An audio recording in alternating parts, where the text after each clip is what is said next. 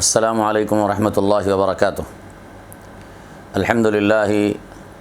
رب العالمین والصلاة والسلام علی سید الانبیاء والمرسلین سیدنا و نبینا محمد وعلی آلہ وصحبہ اجمعین، اما بعد۔ بھائیو اور دوستو اور ماں اور بہنوں، آج کا دور سوشل میڈیا کا دور ہے۔ سوشل میڈیا کا استعمال عام ہو چکا ہے۔ پڑھا لکھا اور ان پڑھ سبھی سوشل میڈیا کا استعمال کرنے لگے ہیں۔ لیکن میں آپ کو چند ضروری باتیں بتاتا ہوں کہ سوشل میڈیا کے اس دور میں سوشل میڈیا کا استعمال کرتے ہوئے ہمیں اللہ سے ڈرنا ہے۔ یقیناً ہمیں اللہ سے ڈرنا ہے۔ ہم مسلمان ہیں، اللہ کے پاس ہمیں جانا ہے، اللہ کے پاس جواب دینا ہے، اپنے اعمال کا جواب دینا ہے، حساب کتاب دینا ہے۔ سب سے پہلی بات اس حوالے سے جو ہے وہ یہ ہے کہ ہرگز جھوٹ نہ پھیلائیں، جھوٹی باتیں جان بوجھ کر نشر نہ کریں۔ آپ اگر ایک جھوٹ ڈالتے ہیں اور وہ سوشل میڈیا پر وائرل ہو جاتی ہے،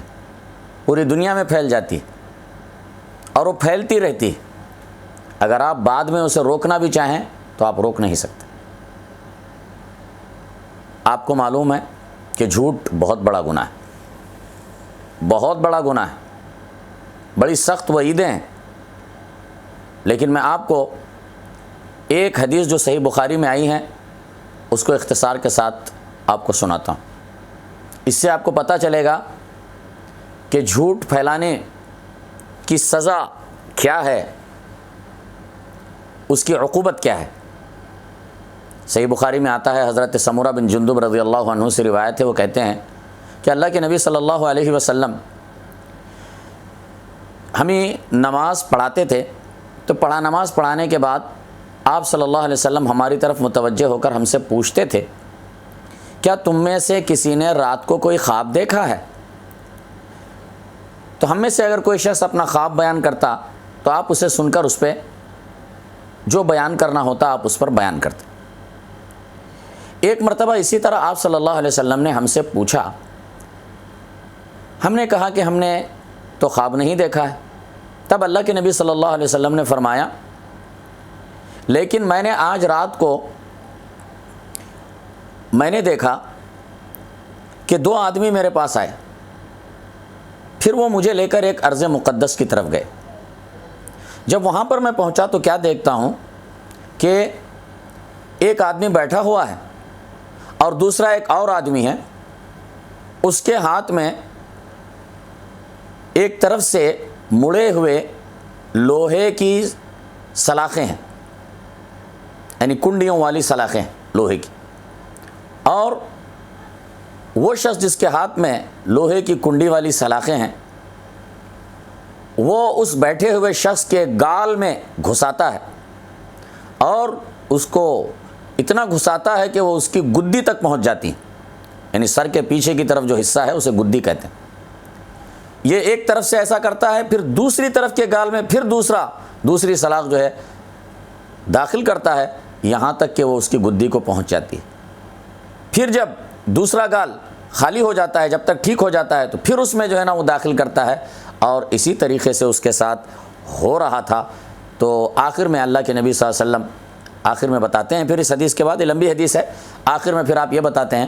کہ وہ شخص، یعنی میں نے اس آدمی سے پوچھا کہ وہ شخص کون ہے جس کے ساتھ ایسا ہو رہا تھا، تو اس نے بتایا کہ یہ وہ آدمی ہے جو کذاب تھا، جھوٹا تھا،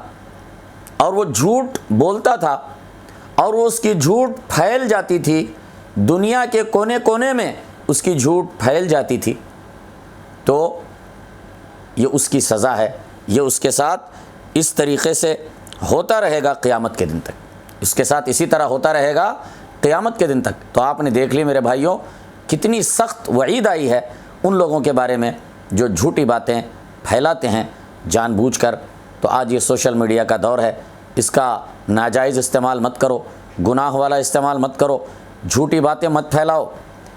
پھر دوسری بات یہ ہے کہ آپ اگر جھوٹ نہیں بول رہے ہیں لیکن جو بہت سی پوسٹیں آتی ہیں، ویڈیوز آتی ہیں، تو ان کے پھیلانے میں جلد بازی مت کرو، خاص طور سے جب کسی پوسٹ کا تعلق، کسی ویڈیو کا تعلق، کسی چیز کا خبر کا تعلق کسی آدمی کے ذات سے ہے، کسی کی عزت سے اس کا تعلق ہے، کسی پر الزامات ہیں، کسی پر تہمتیں ہیں، تو ایسی صورت میں آپ کس چیزوں کو پھیلانے میں جلدی مت کرو، شیئر کرنے میں جلدی مت کرو، صبر کرو، کیونکہ ہو سکتا ہے کہ وہ جھوٹی بات ہے، آپ کسی اور پر کوئی جھوٹی تہمت ہے اور آپ اس کو جو ہے نا پھیلانے لگیں گے تو آپ بھی جس جھوٹا شخص جو گناہگار ہے اس کے ساتھ آپ بھی گناہ میں شریک ہو جائیں گے اگر آپ نے اس کو پھیلایا تو۔ اللہ تعالیٰ فرماتا ہے یا ایھا الذین آمنوا ان جاءکم فاسق بنبأ فتبینوا، اے لوگو جو ایمان لائے ہو، اگر کوئی فاسق شخص تمہارے پاس کوئی خبر لے کر آئے تو اس کی اچھی طرح تحقیق کر لیا کرو۔ تو تحقیق کیے بغیر اور اس کی تصدیق جانے بغیر آپ خبروں کو نہ پھیلایا کریں۔ اور دوسری بات، ایک اور اہم بات جو اس حوالے سے میں آپ کو بتانا چاہتا ہوں، وہ اللہ کے نبی صلی اللہ علیہ وسلم کی حدیثوں کے حوالے سے۔ بہت سی مرتبہ آپ کو سوشل میڈیا پر ایسی حدیثیں ملیں گی کہ اللہ کے نبی صلی اللہ علیہ وسلم کی طرف منسوب حدیثیں ملیں گی، تو آپ ان کو بھی پھیلانے میں جلدی مت کریں، کیونکہ بہت ساری جھوٹی حدیثیں سوشل میڈیا پر گردش کرتی رہتی ہیں۔ تو اسی لیے آپ جلد بازی نہ کریں، آپ کے پاس اگر کوئی حدیث آئے تو آپ تحقیق کریں، علماء سے پوچھیں، اور اگر آپ کو یقین ہو جائے کہ یہ صحیح حدیث ہے تو ضرور آپ اس کو جو ہے نا لوگوں تک پہنچائیں، لیکن بغیر تحقیق کے نشر نہ کریں، کیونکہ اللہ کے نبی صلی اللہ علیہ وسلم کی ایک حدیث میں آپ فرماتے ہیں کہ من حدث عنی بحدیث یرى انہ کذب فہو احد الکاذبین، کہ جو شخص مجھ سے میری طرف نسبت دے کر کوئی حدیث بیان کرتا ہے، ایسی حدیث بیان کرتا ہے کہ جس کے بارے میں اس کو اندازہ ہے کہ وہ جھوٹ ہے، یعنی میری طرف جھوٹ سے منسوب ہے، پھر بھی جو ہے نا اگر وہ اس کو پھیلاتا ہے، نشر کرتا ہے، بیان کرتا ہے لوگوں کے درمیان، تو وہ دونوں جھوٹوں میں سے ایک جھوٹا ہے۔ تو اس کے لیے تحقیق کر لیا کریں، حدیثوں کے بارے میں بھی جلد بازی میں مت پھیلائیں۔ میں نے خود کئی ایسی پوسٹیں، بے شمار پوسٹیں دیکھی ہیں کہ جس کے اندر جھوٹی حدیثیں نشر کی جا رہی تھیں، اور انتہائی جھوٹی موضوع حدیثیں، من گھڑت حدیثیں پھیلائی جا رہی ہیں، اور لوگ جو ہے نا اس کو بغیر تحقیق کے آگے بڑھاتے چلے جا رہے ہیں۔ بلکہ اتنا بھی یاد رکھیں، میں نے تو ایسے بھی دیکھا ہے کہ انتہائی جھوٹی حدیث، بالکل جھوٹی من گھڑت حدیث ہے، لوگوں نے خود بنائی، خود ساختہ ہے، اور اسے اللہ کے نبی کی طرف منسوب بھی کیا ہے، اور ساتھ میں دلچسپ بات یہ ہے کہ نیچے جو ہے نا صحیح بخاری کا حوالہ بھی لکھا ہوا ہے، صحیح بخاری کا حوالہ اور حدیث نمبر تک لکھی ہوئی ہے، اور حقیقت میں وہ جھوٹی حدیث ہے اور اللہ کے نبی صلی اللہ علیہ وسلم کا وہ کلام ہے ہی نہیں۔ تو اس قدر جو ہے نا جھوٹے لوگ جھوٹ پھیلا رہے ہیں، تو آپ کی اوپر یہ ذمہ داری بنتی ہے کہ آپ تحقیق کریں اور جلد بازی ہرگز نہ کریں۔ اسی طریقے سے ایک اور بات جو ہے میں نے خاص طور سے دیکھا ہے، علامہ اقبال رحمۃ اللہ علیہ ہمارے ایک مشہور شاعر ہیں، بہت مشہور دانشور ہیں، تو ان کے بھی اشعار، جھوٹے اشعار ان کی طرف منسوب کیے جا رہی ہیں۔ ایسے میں نے بہت پوسٹیں دیکھی ہیں، یعنی کہتے ہیں علامہ اقبال نے فرمایا، حالانکہ جو اشعار بیان کیے جا رہے ہیں وہ علامہ اقبال کے اشعار ہے ہی نہیں، سرے سے ان کے کہیں کلام میں نہیں، اور انتہائی رقیق قسم کے اشعار ہیں کہ جو علامہ اقبال تو کیا ایک کم تر درجے کے شاعر بھی اس قسم کے رقیق قسم کے اشعار نہیں بول سکتا، اور ایسے اشعار لکھ کر جو ہے اس کو علامہ اقبال کی طرف منسوب کر کے پھیلایا جا رہا ہے، اور لوگ جو ہے نا اس کو اسی طرح پھیلاتے چلے جاتے ہیں، تحقیق نہیں کرتے، پوچھنا گوارا نہیں کرتے، تحقیق کرنا گوارا نہیں کرتے، تو اس طریقے سے جھوٹ پھیلتی رہتی ہے۔ تو اسی لیے میرے بھائی اور دوستو، اللہ سے ڈرو اور جھوٹ نہ خود پھیلاؤ، نہ دوسروں کی جھوٹی